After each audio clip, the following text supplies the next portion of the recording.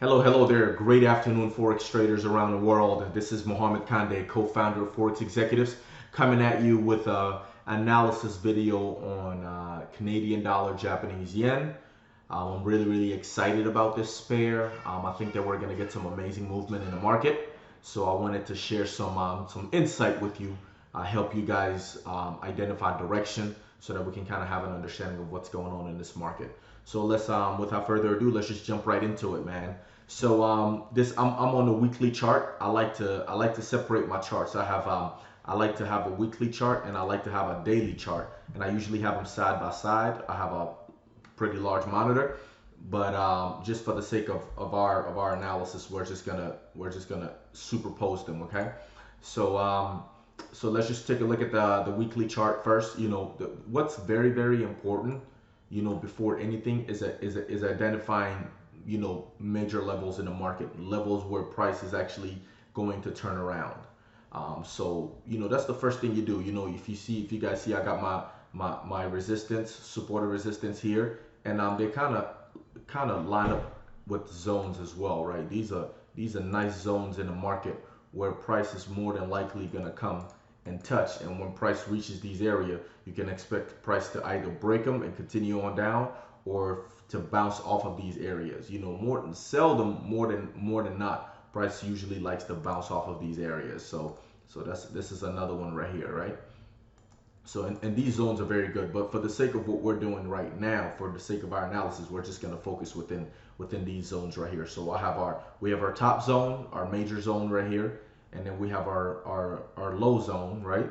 This is the bottom right here, and then we have this mid-range zone. So our focus today is in this mid-range zone.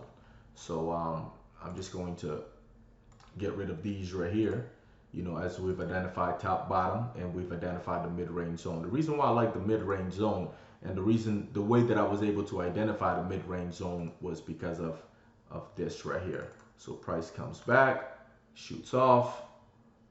Let's do this right here. So you see, so every time price comes to this area right here, there's always a little hiccup before price breaks the area, right? And then when price came back, rejected, and then a big engulfing broke the area. Price came back to retest the area and then took off. Same thing right here. Price came down, right? Pull back and then came down. And then same thing when price pushed up, came back to retest and came off. And then if you guys take a look right here, price came down, pushed off, and then broke it, right? And then price came up, came down, and now we're getting a deep retest to the zone. And I'm thinking that we're going to get a push down to the downside, right? So that's the mid-range zone. Every time price gets here, if price does not break the area, we usually get a push to the downside. And before anything, a very good practice is to always have an idea of the trend and identifying the trend, which I absolutely love to do on a monthly. The monthly kind of give you the overall big picture, right? And the overall big picture for me is that we are in a downtrend, especially just if you're looking in this quadrant right here, right? Just small area right here. So from 2017 till now, we've been in a bearish market. Price has been printing lower lows and lower highs. So we started right here, right? Price came down, price came up, price came down again. Price came and found support. We had a push up, and then we're looking to go down. Now, price is going to do that over and over again, but this is what I want you guys to look at. When price made its lower low and it pulled back, right? Price made its lower low, pulled back, tested it again, and then it pushed up. Structure has not been broken. So because structure has not been broken, we are still in a bearish market. See, a lot of people, get to think, okay, you know what? Price came to this area. We had a big bullish engulfing, so you know what? We have an opportunity to go long. But you have to be so precise in this market to a fault almost. You see, one thing that you have to understand is this. First of all, this engulfing candle, this big bullish engulfing candle, did not necessarily engulf this last candle, right? So that's one of the things that's very important. Very important. Usually a catalyst is an engulfing candle that engulfs the last candle. You see that? an engulfing candle that engulfs the last candle. That engulfing candle right there engulfed the last candle at a high in a zone over here. You know what I mean? So now you can look for price to push down. You know, this engulfing candle right here, engulfed the last candle, right? At a major high. Price hadn't been this high in a very, very long time, right? That's a major zone, right? And then what did price do? Price dropped. So that's what you have to pay attention to. You know what I mean? Not only do you have to have an engulfing candle, you know what I mean, for the best setups. You can take these setups, but for the absolute best setup, you want price to engulf the previous candle. Price engulfed the previous candle off of support, pulled back a little bit, and then eventually came down. Right? That's what you want for the absolute best setups. That's what you want. You want the previous, you want the new candle to swallow up the previous candle. That's pretty much what I trade off of. That's what I found to work very, very well for me. So that's what I usually like to focus on. So at the beginning of July, I was actually expecting price to do one of these right here. I was expecting price to come up to this recent high right here, and then for price to shoot on down. But price has been getting a lot of pushback in this area right here. So let's break it down to the weekly. So if you guys look, I have a simple little trend line drawn up, right? And if you guys take a look, the easiest way to draw a trend line is that the first 2 wicks, you have to tap the first 2 wicks at the top of the wick and then just extend. At that point, it doesn't matter. So you see I tapped this wick at the top and I tapped this wick at the top. And then this wick really didn't get tapped at the top, but it doesn't matter because the first 2 are what's most important. So if you guys take a look right here, price came down, tapped this, came down, tapped it again, came down, played with it a little bit over here, came down, tapped it again, and we're looking for price to continue on down. Simple as that. So, and price is in our mid-range zone. This is our kill zone. This is our zone where, you know, we get ready. You know what I mean? But you know, you don't want to just jump in the market because prices come to your mid-range zone. You want to wait for confluence.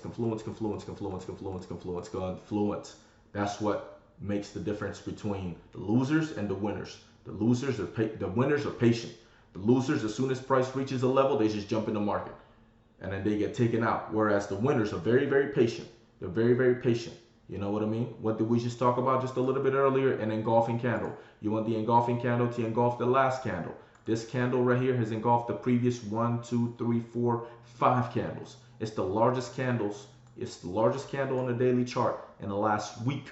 So 1, 2, 3, 4, 5. The 6th candle is the largest of the 6. You know what I mean? So that's a good sign for me. Not only is that a good sign for me, but look where it is. Price came up to my trend line and tapped my weekly trend line and created a bearish engulfing. That's another telltale sign. You get what I mean? So now, what is this telling me? This is telling me, and let me get my zone over here. You know, this is telling me that, okay, you know what? Price is coming to a strong little area right here. You know what I mean? Price tapped the trend line, and then price gave me a bearish engulfing. That's another telltale sign right there. You know what? It's probably an opportunity to go short in this market. All right, so now let's take a look at this daily chart over here. I'm going to show you guys. So you see, price broke that weekly trend line, but I had a daily trend line. If you guys see the dotted lines right here, I had a daily trend line right here that price broke, and price broke above my resistance, came and tested a support, and it didn't break it. So for us who are looking to get into this market, this is what we're looking for. We're simply looking for price to do this, break this trend line, price to retest the trend line or this resistance right here, and then we're looking to take TP right here and then right here. Simple as that. And then if price pushes down, which I believe it will, you know, we're looking down right here. So this is a beautiful, beautiful opportunity. Very, very simple setup. I think that this would be a very, very good opportunity for traders. Now, what makes this short invalid? What makes this short invalid? What happens is if price never breaks below this support right here, and price never breaks this trend line and pulls back to retest, right? Because losers enter here, right? After this push right here, only a loser will enter here. You want to wait for price to pull back because you want to purchase price at the at the best price, and the best price would be up here. So you want to wait for that pullback, and then boom, you have a very good risk to reward, very good risk to reward, very good risk to reward. TP1, TP2, TP3, and they're right there. And all we're doing is we're getting out of the market at a daily zone. You know what I mean? Once market gets to a zone, you get out of it. Once market gets to the next zone, you get out of it. Market gets to the next zone, you get out of it. And we may retest this wick right here. That could be a fourth TP right there, right? Patience, patience, patience, right? So what's invalid in this trade right here? If price never breaks this area, or if price comes down right here and then goes up, right? If price does this, then what do? We wait for a pullback, and then we take price up.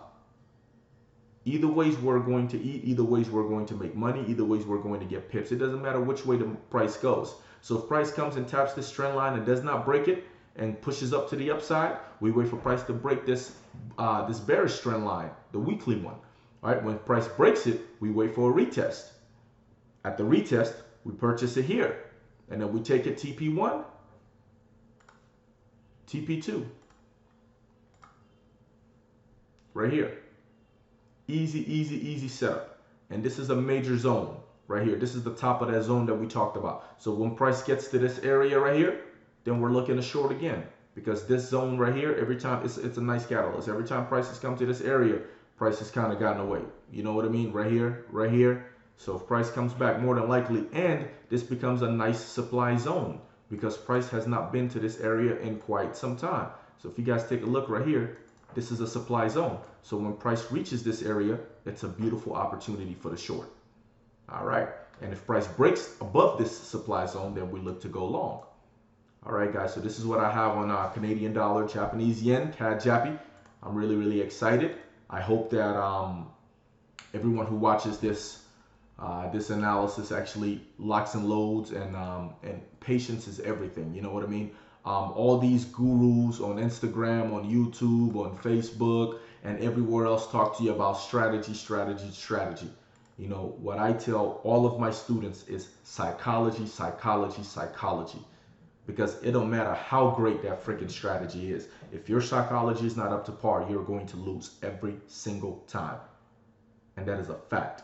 So ladies and gentlemen, focus on the psychology aspect of it. Don't listen to these bullshitters telling you that their strategy is going to help you get your account up.